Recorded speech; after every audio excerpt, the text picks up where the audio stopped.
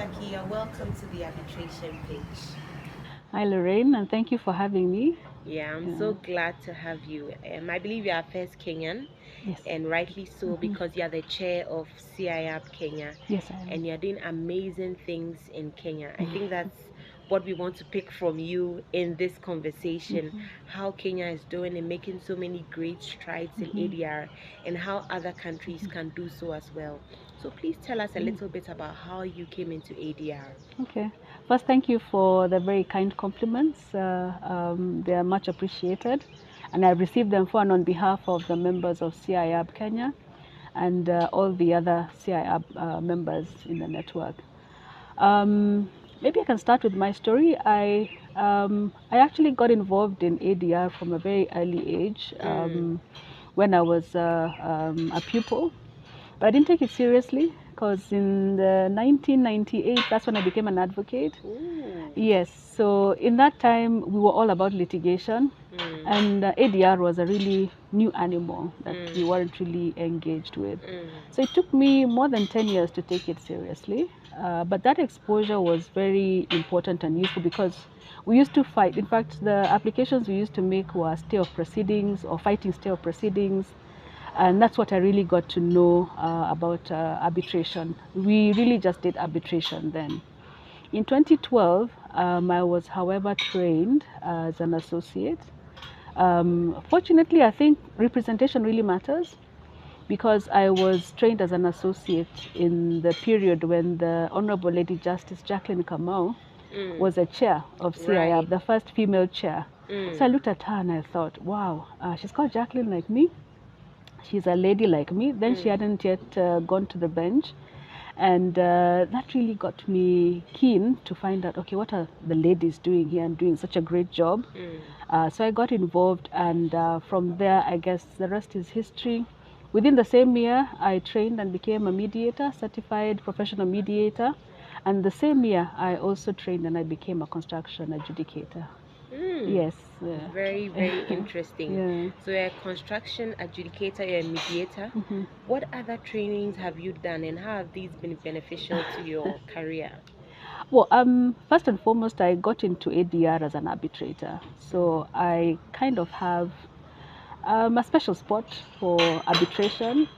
But I'm glad because the CIAB training trains you on all the mechanisms. So I was very curious to find out, okay, what skill sets do I need for mediation? What is different about construction adjudication? And just because I was curious enough, I ended up getting the certifications, understanding the different kinds of ADR mechanisms, and also the distinctions between the three of them. Later on, as I grew my practice, and I grew really organically. So in 2020, I did the second master's degree in international dispute resolution at Yes. Queen Mary Yes. University. And I was like, oh my goodness, there's a whole other world out there. And that actually coincided with me becoming an international arbitrator. So the skills that I learned helped me really understand, when you do international dispute resolution, then you understand about institutional arbitration. They really take us through the ICC statute and also the rules, the regulations, the LCIA. They give us we spend a lot of time distinguishing, finding out which cases have been determined also at ICSID in investment arbitration. So the academic exposure together with the practice that I was engaging in helped me really understand and also master international arbitration. And I didn't leave my other loves behind because I love everything about ADR. As a mediator, I also trained. I got certified as a professional mediator, and then I did, we call it Certified Advanced Mediator. This is with Mediation Training Institute of East Africa. I trained in commercial mediation, I trained in tax mediation, and I also trained in sports mediation up to an advanced level. And I also did family disputes mediation. Wow. And You've done so much. yes, ultimately they made me a chartered mediator. So I'm a chartered Wow. mediator now, I'm a chartered arbitrator, Wow. and I'm a construction adjudicator. Yeah, and still training. Oh, wow, that's brilliant. Thank you. And I believe that in the time when you started, at the time when you started your ADR practice, there were fewer institutions offering trainings. But now there are so many. How do you choose which one to attend? Because some are just online programs that are free, some are paid for, some you have to travel to the country to get the certification. How do you decide on which one to do? Okay, that's very easy for me. I'm very partial to CIAB. Okay. Of course, that is my home. That is where I belong. But other than that, the reason why I say CIAB, it's recognized in at least 160 jurisdictions around the world. And so long as you turn up with your ACIAB, your MCIAB, or your FCIAB, no questions are asked, because that is a qualification that is recognized internationally. So to anybody who would want to get involved, seriously in arbitration, especially, I would recommend start with CIAB. Of course, come to Kenya. That's where I am, and I'll be able to confirm about what we do. We're the leaders in Africa. CIAB Kenya was the first. The first footprint of CIAB in Africa was in Kenya, and in 1984. Today, we are speaking in Zambia, so it's good to say that we can say we chartered it. Zambia was first a chapter of CIAB Kenya, and then they branched off on their own. Before that, Nigeria also was a chapter of Kenya, and currently we are also trying to get the Uganda chapter to become a branch. But it is important to also have a feel of what is out there. This has been my experience. I'm not sure whether everybody has had the same experience, but the English approach to arbitration is very specific to the previous English Arbitration Act of 1996. This past week, the English Arbitration Act of 2025 has now come, so we're also going to learn a lot about how that impacts on international arbitration. Right. But it tends to be the go-to. But it's important to appreciate that first, we are common law countries. The French also have the civil approach, and they're really big, especially with ICC being based in Paris. And other civil countries also tend to apply the principles. My experience has been that civil law, common law, even Sharia law, we have the principles are the same. Good faith in contract, business efficacy for everything within the commercial space. But there are a few nuances and distinctions that you can learn when you engage with different legal systems. China is coming up in a huge way, and they also have their legal system, which is different from ours, but also very similar. So it's good to be exposed. Anytime you have an opportunity to go for free training, please go for it. You will learn at least one new thing, and that one new thing helps you build your practice, and it impacts on your career, and it exposes you to new people and new ways of thinking. And some of the things that we assume are, obvious, they aren't always obvious in a legal, from a legal perspective. That's right. Other key areas, there might be some nuances, legal privilege, professional legal privilege. Americans are very aggressive about that. Common law countries, we also tend to be fairly rigid, I'll say that. And the French have a different approach. Let me call it civil. The civil systems tend to also have a different approach. So to Sharia. Sharia is similar to civil systems.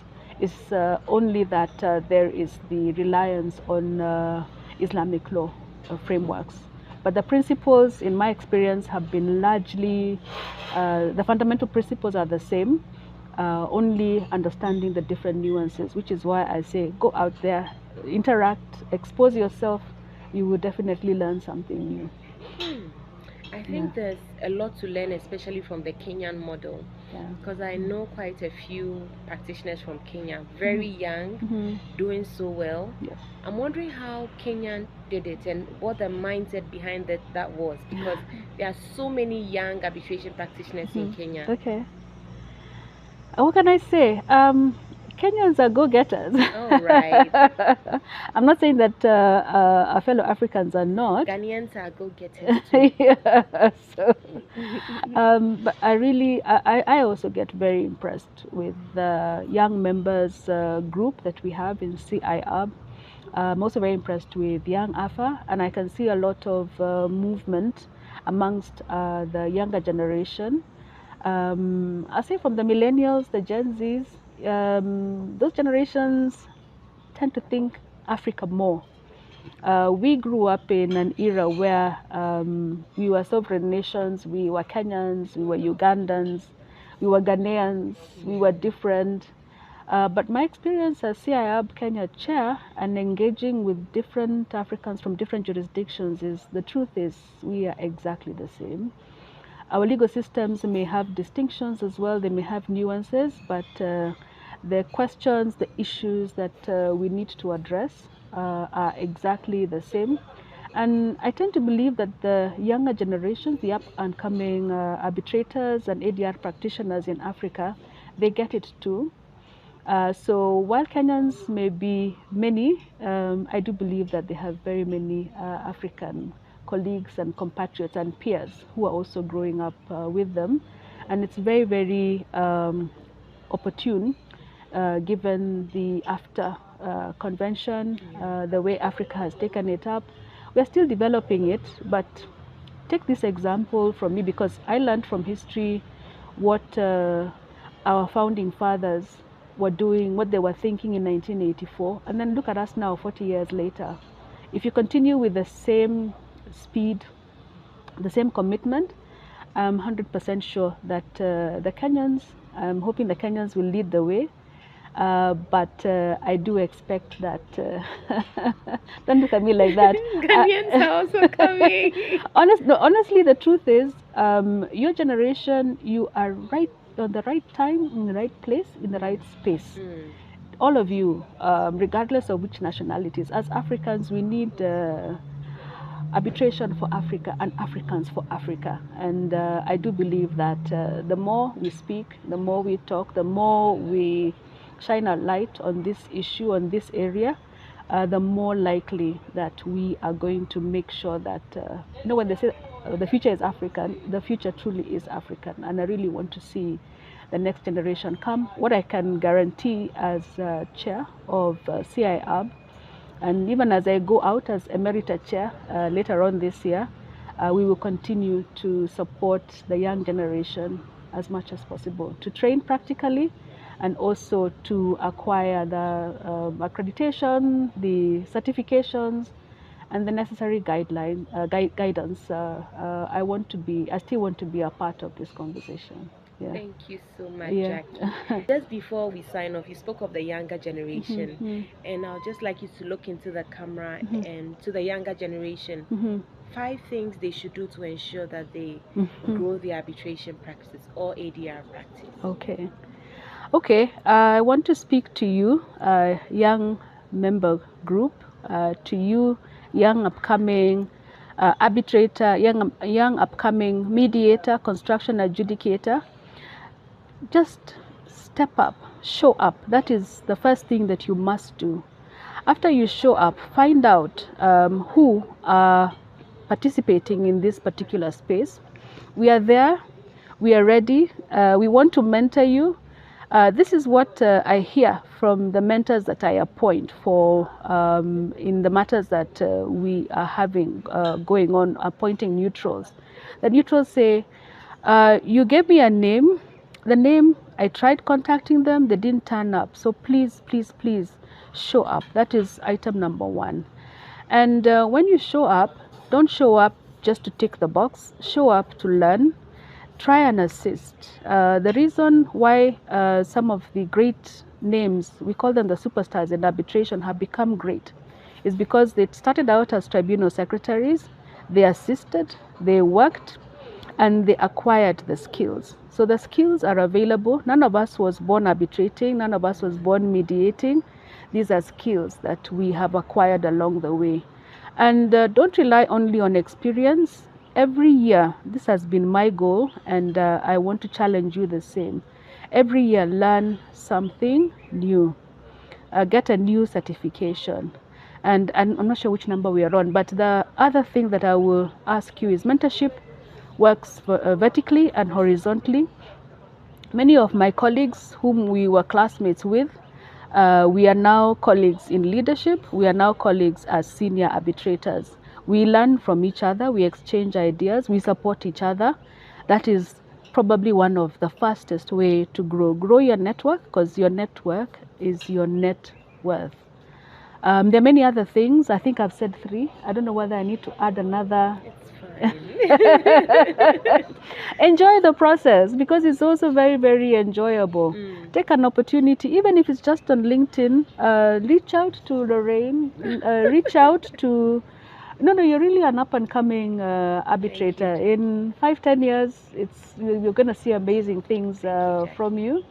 So reach out to Lauraine, and Lauraine, reach out to my fellow Kenyans. Yes, please. And Nigerians. Yeah. The world that you're growing up in is so different from ours, and there's so much opportunity. Sometimes I wish I was born in your generation. Right. Yeah. So please take advantage of what the world has to offer. Think about emerging trends. That is where you have an advantage over all of us. So increase your skills, not just in the mechanics of arbitration or mediation and construction adjudication. Learn new things about technology, AI, blockchain, cryptocurrency, all these things that the previous generations were interested in. Well, we just think, you know what, the young generation understands You it deal with better. it, Yeah.